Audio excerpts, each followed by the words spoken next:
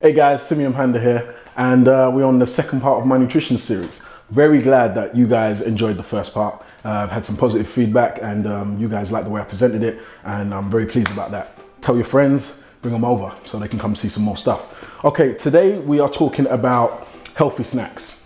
Now, one of the biggest hindrances into, maintaining a healthy diet, and one thing I want to get clear quickly is the distinction between diet and like healthy eating, because one thing you're going to notice with my nutrition series is I'm not big on specific diets that are temporary.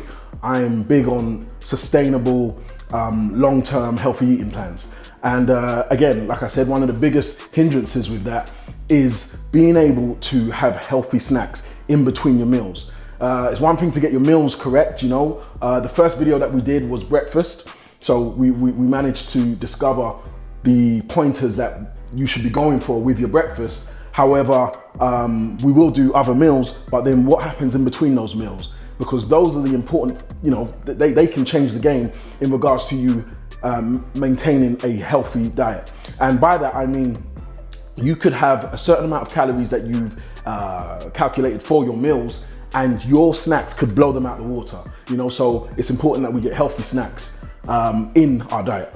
Okay, so before I do that, I just want to share something with you guys so that you guys know where I'm coming from, because obviously in the industry that I'm in and seeing my physique, etc., you're going to assume that, well, a lot of you that don't know me will assume that everything is strict down the middle. Now, I will say it is strict in regards to the healthy eating plan, but the healthy eating plan is balanced, so I stick to that balance, and the balance includes a whole array of foods. Now, I'm just going to show you a few things I have in my house, and then I'm going to give you a little explanation behind them.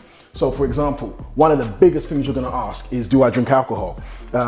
Here we have a bottle of Cabernet, a cheap bottle, but this is a fantastic bottle. So if you guys have ever tasted this Woodbridge Cabernet, it's cheap, but it's one of my best.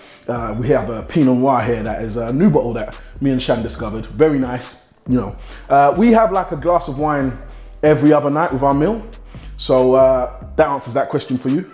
More details in a sec. Show you some more stuff that you're not typically going to expect to see. It's actually makes a change that there's only 2 flavors in there, because we like to have, a big collection of flavors of Ben & Jerry's ice cream. There's a reason why I'm showing you this stuff, and I'm going to explain in a second. I've got some popcorn here and got some Pop-Tarts. Why am I showing you all this bad stuff, or technically bad stuff? Again, it's because I talked about balance. And what I mean by that is everything that we do, like there's not necessarily such thing as a bad food, so it's difficult when talking about these things and you categorize something as bad. If everything's balanced and in moderation, it's not bad, it's a part of a balanced diet. There are foods that literally have have poor nutrition, so poor nutritional value, but give you taste, and we love taste, we love things that taste good. So they could technically fit into bad food, but it's all about balance. So the reason I'm showing you these things is because, yes, I may look the way I do and I may be in the industry, etc., but I do eat these things in moderation. Now, the moderation that I'm talking about might be a bit strict for some of you guys. For example, Pop-Tarts. How often do I have a Pop-Tart? It's not often, but when I feel like one, I have it and I enjoy it. So that could be once a week or once a fortnight. Popcorn. Chanel and I like to watch movies in the evening. We go to the movies a lot, and if we're watching a movie at home on the weekend, we'll have popcorn. Why not? The ice cream, that's one of our favorites. We love ice cream, so we ice cream, weekends. Most of these things occur on the weekends. Now, what I want to get through to you guys, which is very important, is when I disseminate this information to you, I need you guys to not just follow what I do direct. Reason being is because I can have these things in my house and be disciplined to only eat them as and when. If you know that having these foods in your house is going to be a struggle for you to resist eating them often, don't have them in the house. So that's one thing I always try and make sure people understand. I know that I'm disciplined with this stuff and I have my strategy, but you have to find a strategy that works for you. So that strategy might be not having these things in the house, So like I said, a glass of wine every other day, we can do that. And we can literally have one glass and that's enough, you know? Some people can't do that. So maybe only have the wine in the house when you know you're gonna drink it. I don't know, but just try and find something that works for you. So yeah, just wanted to let you guys know I'm human and I'm not a killjoy. These things do exist in my house. So there you go. Okay, so again, we're discussing healthy snacks. So let's get that on the board.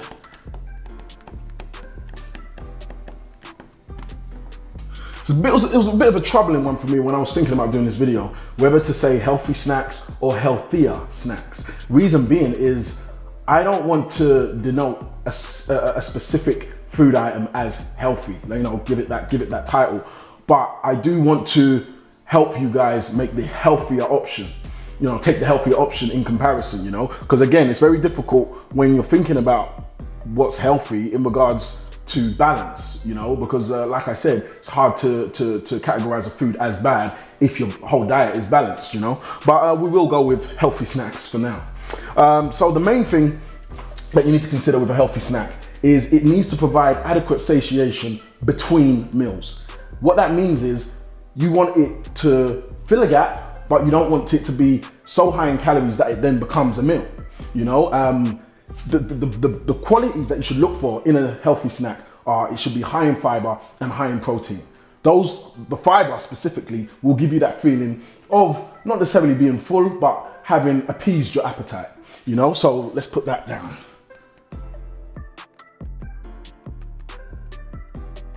Another thing that you should remember is listen to your body.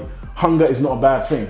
If you are hungry, you should eat. You know, it's just making the right choices when this occurs. Avoiding or ignoring that feeling is not healthy. You know, knowing that you're hungry and thinking that you're aiding your diet by ignoring that hunger and waiting till lunch. No, there's a reason you're hungry. You know, maybe you didn't watch my first video and you didn't have the right breakfast, and you know, like that gap is making you really hungry. So, you know, listen to your body. That's one pointer, you know. But yeah, so the main things we're gonna look for is a high fiber and high protein healthy snack. Things that we're gonna avoid: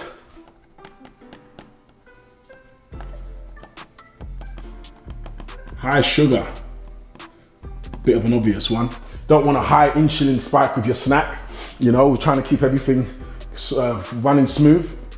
We don't want a high fat or high salt snack either. You know, these are the things that we're gonna try and avoid, you know? So let's put that down. High fat.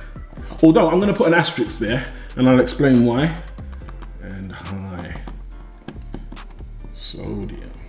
The reason I put the asterisk bar beside high fat is because there are good fats. Some of the snacks that I'm going to show you today are high in good fats, you know, like monosaturated and polysaturated fats. I'm going to actually do a video on fats just so you guys have a complete understanding of the fats, but there are good fats out there, and things like avocados and some nuts have these, you know. So that one I have to put the asterisk there just so you know we're pretty much talking about high saturated fat. And even then, you know, there's some distinctive things to consider, like the difference in fat in, say, dark chocolate, which is high in saturated fat, but there's, you know, there's different fats in that, so we'll explain. But yeah, these are the things, the pointers, and these are the things that we are going to avoid. So what I'm going to do right now is I'm going to show you a selection of snacks, some that you might already have, some that you might already use, and some that you should maybe think about changing to, you know, and try and give some quick pointers and tips on why they are healthy snacks or healthier snacks than some of the alternatives. Okay, so we're going to do a quick analysis of a few snacks that I've got on the table. You're going to be familiar with all of them. Maybe one that you're not going to be familiar with. Okay, so starting with the nuts. Nuts are like perfect in terms of providing what we spoke about, which was the high fiber and high protein, and also high fat as well, you know, and they taste amazing. The only thing is, you've got to be careful because of the great taste of nuts, they can be addictive, and you end up sometimes eating more than you should. Because you should be mindful that even with healthy snacks, moderation is key. You know, so I would say this portion here, which is just, you know, maybe a handful, is adequate to bridge that gap. So as a snack. So we have cashews, we have almonds, but there are plenty of other nuts available. There are, you know, walnuts, etc. And you find whatever you like the most, you know, and use that as your little filler between meals. Okay, and one of the next little snacks we have are sweets, or as you guys call them in the States, candy. They taste amazing. You know, as kids, we all ate, you know, pretty much all ate sweets. I did. I don't really eat them now at all, you know, to be honest. They have very little to zero nutritional value. So it's all about that balance of finding something. So even though we didn't put it on the board, it's also good for your snacks to have a good amount of nutrients and vitamins, etc. Good stuff, you know? Like, why not go for the good stuff that actually helps your body, even if it is just a snack? And sweets, you know, are just pretty much sugar. Sugar. First ingredient, sugar. Second ingredient, corn syrup. Third ingredient, cornstarch. It's not great for your body, you know, although they taste amazing. But again, like I said, in regards to the balance, I'm sure if you wanted to have a couple sweets every now and then, you know, that wouldn't be bad. But we're talking about a diet that is like daily, you know, so I wouldn't want you to have this daily, you know. This little pack here, like, I would say that's probably one serving, and I would say, I think it's about 29 grams of sugar per serving. That is huge, you know, and especially when you're not getting anything else, you know, all the other good stuff. A trail mix. Now, a trail mix is a balance between the sweets and the nuts. Reason being is because we have the raisins in there, which are, you know, high in sugar, but we also have the high fiber from the nuts. So that would be a good mix. But then again, you would still want to have moderation in how much you consume. One thing I would say to avoid when you're buying your nuts is always go for the raw option as opposed to the salted, because that sodium really adds up. I personally don't understand why they have to add salt to these things. I understand obviously that salt is a flavor enhancer, but you know, when you start to appreciate the taste of food without salt, it's a good thing, trust me. You know, like, these things have their own distinct flavor that do not need to be masked or increased, should I say, with salt, you know? So I'll definitely go for the raw option, because eating these snacks with high salt will just build up your salt intake for the day over what is healthy. What we will have next, we have these. This is a green pea snack that is a great alternative to crisps. Crisps in the UK is what we call chips for you US guys. So you guys call it chips. We call chips fries, but that's a whole different, you know, little discussion that we can have. But yeah, I'm gonna call them crisps because I'm from the UK, so we're gonna talk about crisps. And this is a great alternative to crisps. Reason being, they still have that crunchy flavor. They still have different flavors. This is a wasabi flavor. They are lower in fat than crisps. They are also, they are high fiber. So we hit our target with the high fiber, you know. They're just generally healthier than potato chips, you know. So it's definitely something I would consider, you know. They taste good. They really do taste good. I love them. But you do have to remember that they may look like green peas, but they do not hold the same value as green peas that are fresh, you know. So do not make that confusion. This is an alternative to crisps. It is not an alternative to eating the fresh vegetable, you know. So keep that in mind.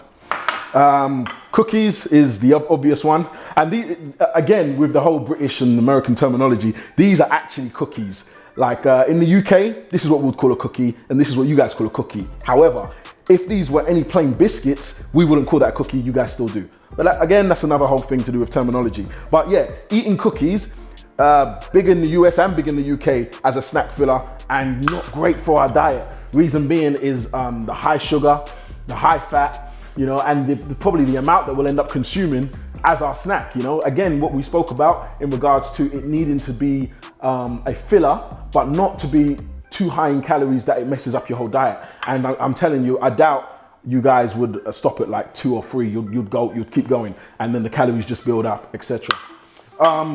Chocolate isn't bad, you know. Chocolate is not bad. And right here I have dark chocolate, 2 pieces of dark chocolate. Now, dark chocolate is something, most of these things, obviously apart from these sweets and these cookies, are in my diet, especially this. Now, when I say especially this, I would every now and like, well, maybe every other day, if I feel like I need that taste, because a lot of the main thing to consider as well with snacks is they need to taste good. You know, otherwise, does it really constitute as a snack if it doesn't taste good? So chocolate, we love chocolate. So why not have some dark chocolate where it's full of flavonols, it's powerful antioxidants, And the more cocoa in chocolate, the better for you. So we've come to a percentage of 85% where we can agree that it's not too strong and still, you know, gives us everything that we're after in terms of the benefits. You can go for 70%, but just remember, the more cocoa in the chocolate, the better it is for you. You know, so why does chocolate have such a bad rep? Because when you're buying like a chocolate bar, there are so many other things in it. You know, you've got sugar, you've got fat, you know, and not good fat. You know, there's so many other things packed into the chocolate that, you know, brings its quality down. But when you're eating dark chocolate, you're pretty much getting the best of the best. So yeah, dark chocolate. Okay, so these are just some items to consider. You know, what I'm gonna now show you, the most important part, is the snacks that I regularly eat. You know, so I do, you know, like I said, have a piece of dark chocolate every now and then, but these are the snacks that I'm gonna make next that are a part of my diet. And a lot of you guys have probably seen them on Instagram already. So let's go. Okay guys, so I am gonna make one of my favorite snacks, and you guys that follow me on Instagram will know that I make this often, so check it out. What we're having is, first let's just get through the ingredients. We have rice cakes here. Now, if you're gonna get rice cakes, try and go for the whole grain option. Rice cakes are awesome because they're sort of like an alternative to bread. You know, they're low in calories, and just think of it like it's puffed rice. So think of it like popcorn rice, puffed together and squashed together in a cake. And yeah, and the great thing about rice cakes is they give you the sensation that you're eating something substantial, even though you're pretty much eating air. You know, so rice cakes are awesome for that reason. It is rice, so they can give you like an insulin spike. However, like I said, go for the whole grain option, which will be better for you. We then have some cottage cheese here. Cottage cheese is very high in protein. You're talking about, what was it, 15 grams per 100, I would say, and it's low in fat. The only thing I would look out for with cottage cheese is the sodium content, which can be quite high.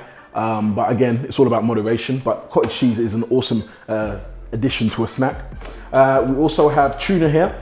This variety here is in olive oil. I often get it in water, but this variety tastes very good. Tuna is high in protein, about 24 grams per 100. Also has very little fat, but the fat that's in it is good fat, so it's omega-3s, and it's a good protein source. I wouldn't say to eat too much tuna. There are obviously bits of information regarding mercury consumption, and that is if you're eating to excess, but there is a healthy balance of, or a healthy amount of tuna that you can consume. And last but not least, the wonderful avocado, which is going to be the last piece de resistance on top of our rice cake. That is going to bring the fat, the good fat. I think like an avocado medium size can have like up to, is it 21 or? Yeah, 21 grams of fat, but the good fat, like the fat that's good for you. Again, I said we're gonna do a video on fats so that you guys understand. I have done a previous video, if you guys wanna check it out, it's quite old, called the five healthy greens, my 5 healthy greens for gains. And I spoke about the avocado in depth in that video. And yeah, the avocado is good for so many reasons. Another thing that it adds to this meal is texture. You know, aside from the great flavor, it adds a nice texture where you get the combination of the crunchy rice cakes and the soft texture of the avocado. So yeah, gonna combine all of these things into some tasty rice cakes. Let's do it.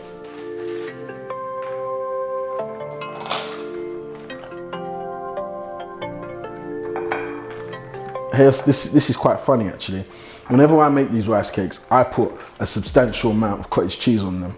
When Shan makes them for me, she's very, like, I'll joke around and say stingy with the cottage cheese and doesn't put enough. And I'm like, you know, come on, like cover it, smother it in cottage cheese. That's how I like it. But it's up to you completely how you want it. Me, I like it thick layer of cottage cheese on it. So that's the cottage cheese part. This might get messy, but hey, I'm not Jamie Oliver.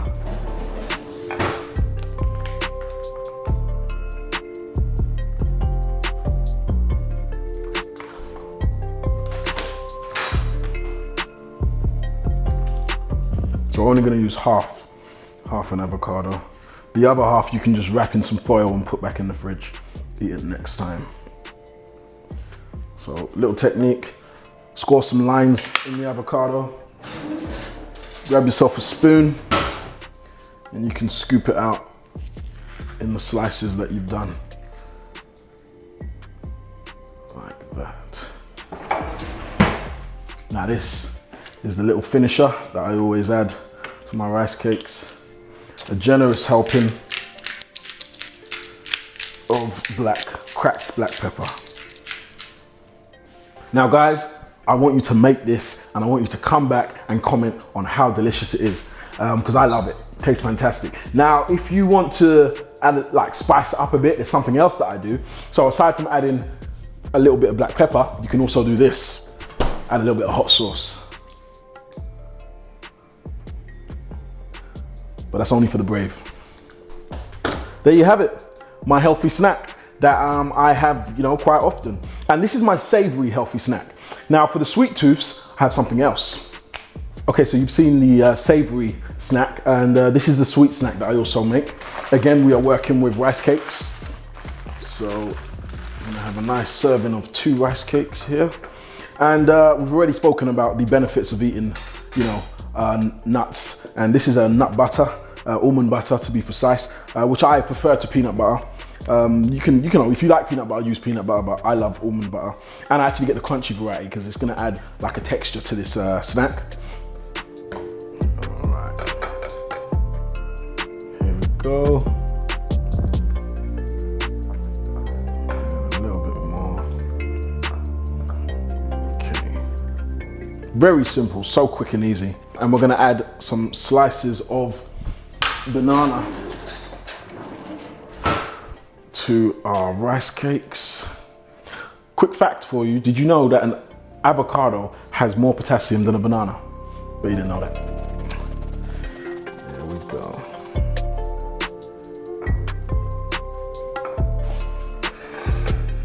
And I'm not even gonna clean that up because this is real life and it's messy.